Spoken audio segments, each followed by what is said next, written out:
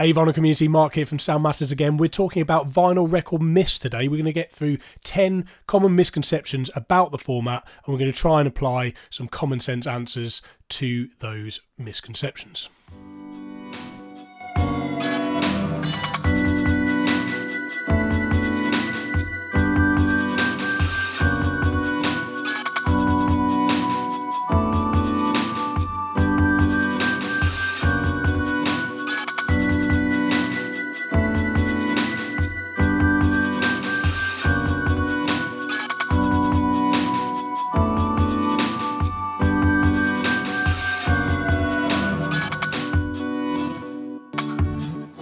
So the world of vinyl is full of myths and misconceptions. That I think we can all agree on. However, what I've done here is I've pulled out 10 common myths and misconceptions that I hear on a regular basis, and I've answered these based on the conversations that I've had with mastering engineers. So this isn't just coming from me, this is coming from the conversations that I've had with people within the industry, and hopefully gets to some common sense answers about each one of these myths.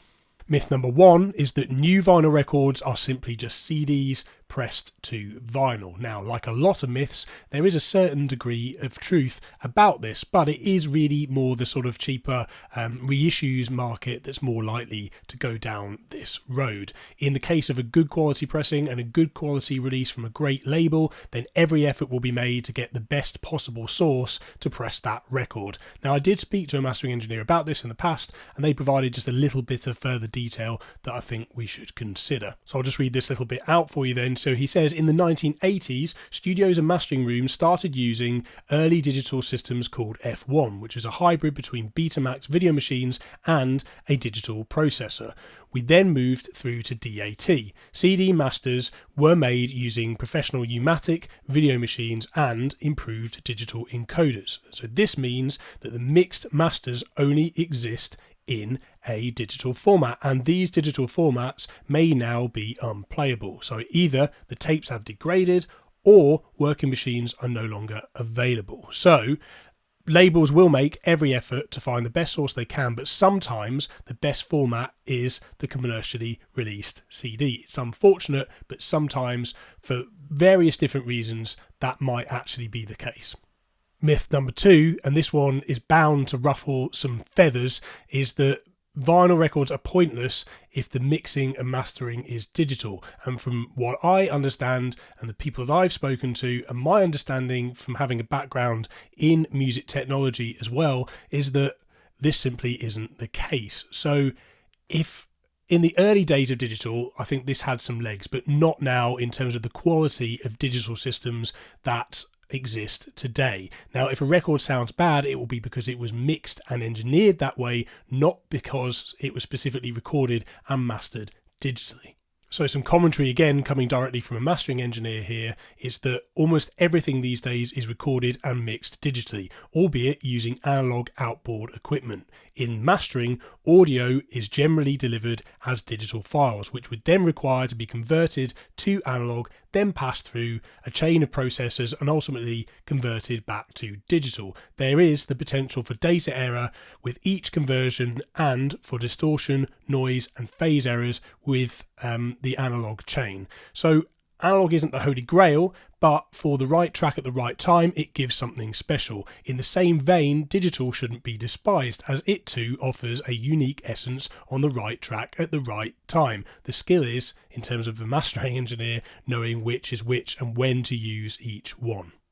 Myth number 3 is that you can't cut a super squashed loudness war style master to vinyl, and again this one isn't true. The misconception is that there's somehow some sort of limitation in the playback of a vinyl record that prevents you from being able to cut a record in this way. Now, it's not true. There is no technical reason why a mastering engineer can't do this. It just won't sound very good. And actually, that heavily compressed master is likely to sound worse on a vinyl record than it would do going out to a CD release or a digital release for streaming.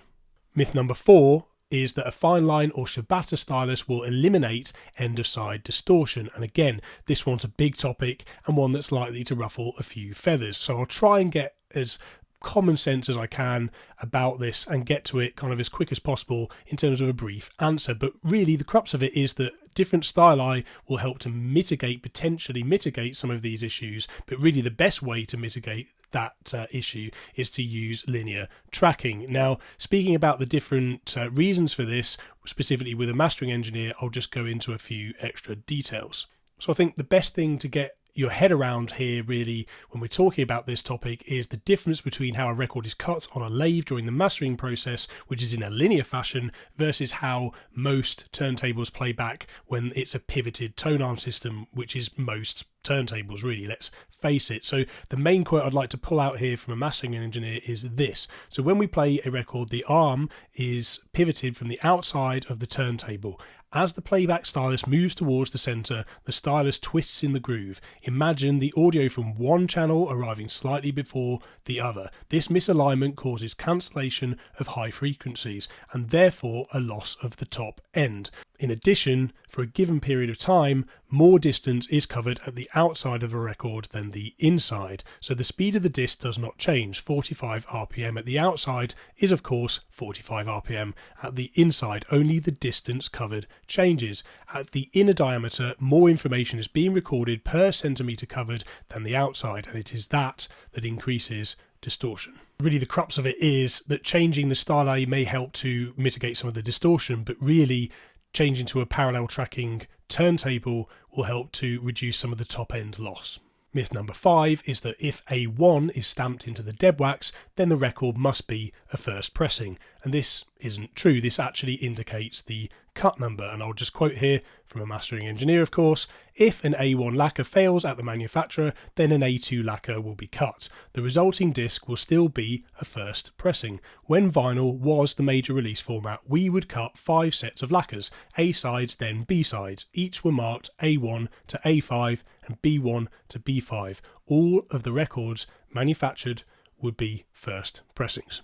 Myth number 6, and we've covered this recently on the channel of course in a lot more detail, is 180 gram vinyl sounds better. Now, from an actual cutting perspective as to how the record's cut, the thickness of the record makes absolutely no difference to the sound quality whatsoever. However, there are some distinct advantages to 180 gram vinyl, primarily that they feel nicer, they feel more substantial, and secondly, of course, that they're slightly more resistant to things like warping and that side of things. There are some other discussions to be had around whether or not the additional weight and mass of it helps to reduce wow and flutter to a certain degree, and also whether or not it helps to provide a certain degree of isolation in terms of a bit like what a platamat does in terms of reducing vibrations that may reach the stylus. Some of those things are a little bit more kind of academic, if you like, but in terms of how a record is actually cut, no, 180 gram vinyl does not simply just sound better because it is 180 gram vinyl.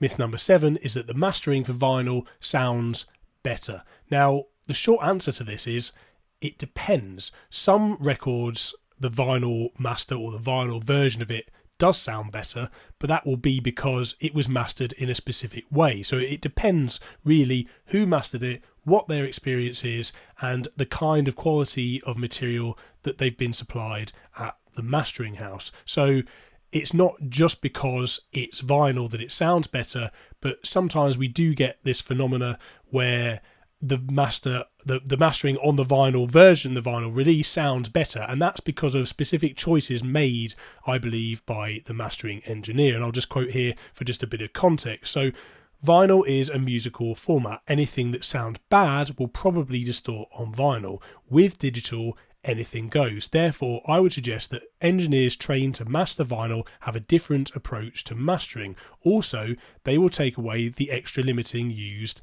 for digital when cutting, in many circumstances, of course, right? So if a record sounds better, then maybe it's because the audio isn't so squashed. And again, I think that really just comes down to the experience of the mastering engineer and the choices they make in the process of mastering. Not just because it's vinyl it is better, but just maybe there's more incentive for record labels to master it with less compression on a vinyl record. I think that's possibly the case in certain circumstances. It's viewed as an audiophile format. It has a particular sound about it. It does have a very particular sound about it, and a lot of people like that sound, but the mastering isn't just better purely because it's vinyl.